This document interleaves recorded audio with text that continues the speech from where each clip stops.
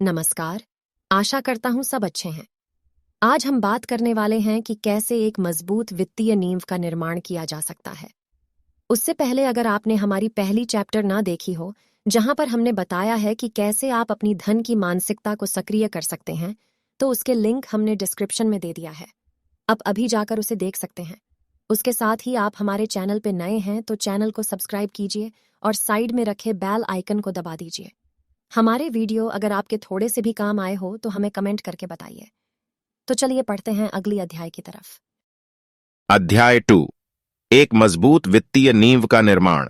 अध्याय 2 में हम एक मजबूत वित्तीय नींव के निर्माण के महत्व पर विचार करेंगे।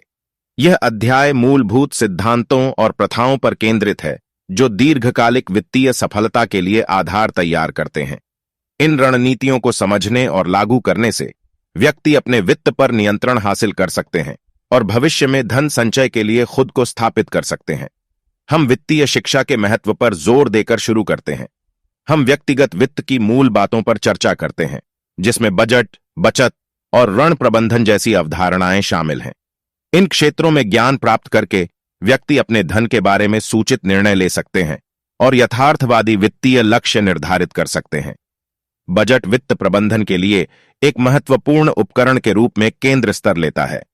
हम बजट बनाने, आय और व्यय पर नजर रखने और विभिन्न श्रेणियों के लिए धन आवंटित करने की प्रक्रिया का पता लगाते हैं। एक सुनियोजित बजट के साथ व्यक्ति अपने खर्च को प्राथमिकता दे सकते हैं, संभावित बचत के क्षेत्रों की पहचान कर सकते हैं और अनावश्यक ऋण से बच सकते हैं। एक मजबूत वित्तीय नींव के निर्माण का एक अन्य महत्वपूर्ण पहलू कर्ज का प्रभावी ढंग से प्रबंधन करना है।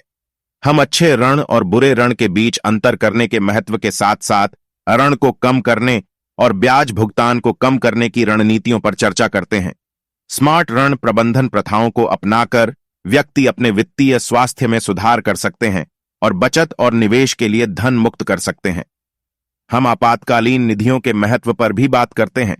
हम अप्रत्याशित खर्चों या आय में रुकावटों के लिए धन को अलग रखने की आवश्यकता पर प्रकाश डालते हैं, क्योंकि इससे वित्तीय असफलताओं को रोकने में मदद मिलती है और मन की शांति मिलती है।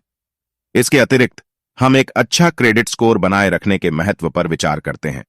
हम क्रेडिट के निर्माण और सुधार के लिए रणनीतियों पर चर्चा करते हैं, जो अनुकूल ऋण शर्तों और ब्याज दरों को हासिल करने में महत्वपूर्ण भूमिका निभाते हैं। अंत में हम वित्तीय लक्ष्यों की शक्ति पर जोर देते हैं। स्पष्ट उद्देश्य निर्धारित करके व्यक्ति अपनी वित्तीय यात्रा पर प्रेरित और केंद्रित रह सकते हैं। हम अल्पकालिक और दीर्घकालिक दोनों लक्ष्यों के महत्व पर चर्चा करते हैं और वे समग्र वित्तीय सफलता में कैसे योगदान करते हैं। इस पूरे अध्याय में हम अनुशासन, निरंतरता और धैर्य के महत्व पर जोर देते हैं। एक मजबूत वित्तीय नींव के निर्माण में समय और मेहनत लगती है, लेकिन पुरस्कार इसके लायक हैं। एक ठोस वित्तीय आधार के साथ व्यक्ति धन संचय के रास्ते में आने वाली चुनौतियों और अवसरों को नेविगेट करने के लिए बेहतर ढंग से सुसज्जित हैं।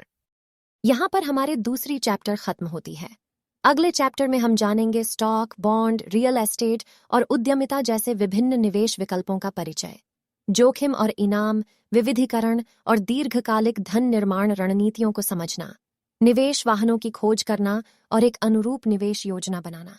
तब तक के लिए हमारे साथ जुड़े रहिए। धन्यवाद। आपका दिन शुभ हो।